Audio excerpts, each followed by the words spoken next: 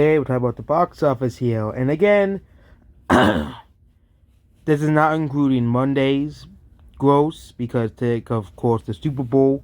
So movies are gonna do far worse on Saturday than they do on not Saturday, Sunday, because it is the Super Bowl week. And you can even see this here. So yeah, but Death on the Nile is a box office failure. Whether if you like it or not, this movie is a box office failure. It made $43 million opening weekend worldwide. Again, it might be one of those sleeper hits because, of course, Valentine's Day will be the day which will decide the fate of these movies. Because, of course, these movies are quote unquote underperforming because, of course, the Super Bowl is on, today, and movies are gonna do far worse on Sunday because of the Super Bowl, which is why movies are doing far worse on Sunday, which is why movies are dropping far higher than they should have been dropping. Next is Jackass Forever, which again, this movie isn't really doing too well.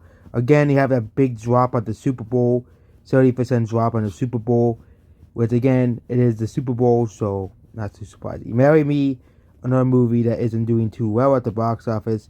It has a small budget of around like 20 million, I think. This movie might actually make back its money because it's doing really well internationally. It might really do really well in the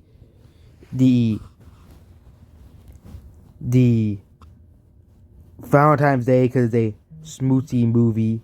So it'll probably make around $50 million worldwide.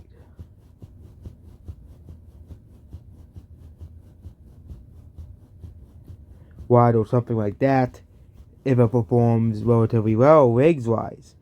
Again, non-franchise movies don't do really good rigs-wise.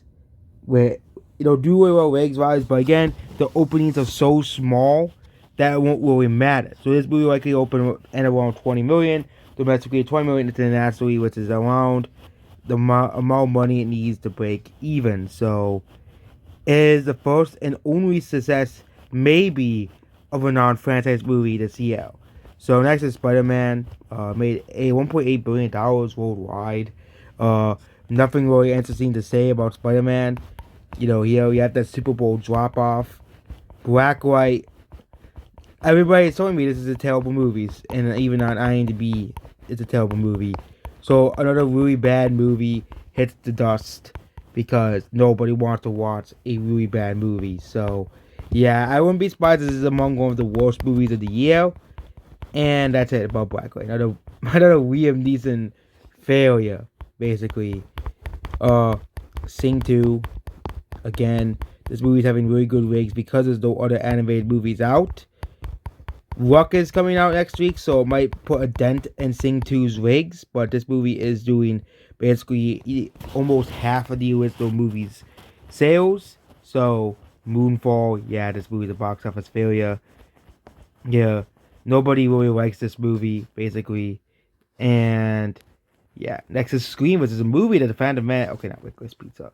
That movie is also a box office failure, but Scream has made $137 million worldwide. Okay, but the Phantom Man said this would be a box office failure. Oh my god, Spider-Man beats Scream. Okay, Scream is not as big of a franchise as Spider-Man, but it still did really well. The budget is $24 million and made $137 million worldwide. So this movie is a box office success, which is something that the Phantom Man can't get through the thick heads. Okay. I don't really care for Scream, so I don't care if the movies. I'm not gonna watch it anyways. I don't like horror movies, so I'm not gonna watch this.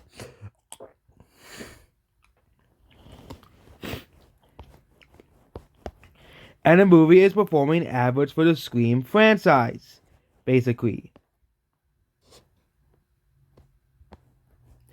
And it will likely end around 37 to 38 million. Which is basically around 30 plus million is basically the average for the franchise. Scream 4 is the real failure here. Yeah.